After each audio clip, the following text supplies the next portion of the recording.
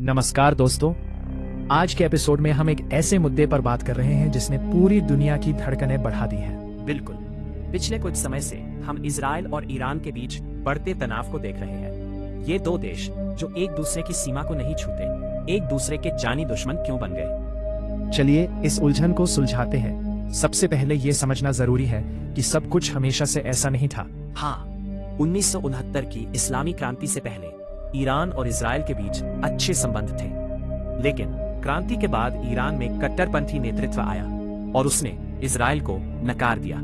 और तब से ईरान के लिए इजराइल छोटा शैतान बन गया और इजराइल के लिए ईरान अस्तित्व का खतरा।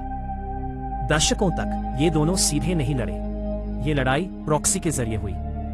ईरान ने लेबनान में हिजबुल्लाह, गाजा में हमास और सीरिया इराक में अपने समर्थक गुटों को खड़ा किया ताकि इजराइल को चारों तरफ से घेरा जा सके। वहीं इजराइल ने ईरान के परमाणु वैज्ञानिकों को टारगेट किया, उनके परमाणु ठिकानों पर साइबर हमले किए और सीरिया में ईरान समर्थित गुटों पर एयर स्ट्राइक की। अब सवाल ये है कि हाल ही में क्या हुआ। मामला तब बिगड़ गया जब सीरिया में ईरान के दूतावास परिसर पर हमला हुआ। सही कहा आपने। इसके जवाब में ईरान ने पहली बार सीधे अपनी धरती से इजराइल पर सैकड़ों मिसाइल और ड्रोन दाग दिए।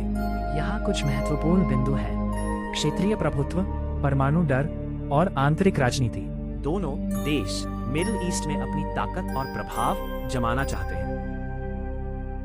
इजराइल को डर है कि अगर ईरान के पास परमाणु हथियार आ गए तो वो इजराइल का नामो निशान मिटा देगा। और दोनों ही देशों की सरकारें अक्सर बाहरी दुश्मनों का डर दिखाकर अपनी जनता का समर्थन हासिल करने की कोशिश करती हैं। तो दोस्तों, यह कोई एक दिन की लड़ाई नहीं, बल्कि दशकों पुरानी कड़वाहट और वर्चस्व की जंग है। हम उम्मीद करते हैं कि कूटनीति की जीत हो, क्योंकि सीधा युद्ध इस पूरे इलाके को राख में बदल सकता है। आपको क्या लगता है, क्या ये संघर्ष थमेगा या और बढ़ेगा?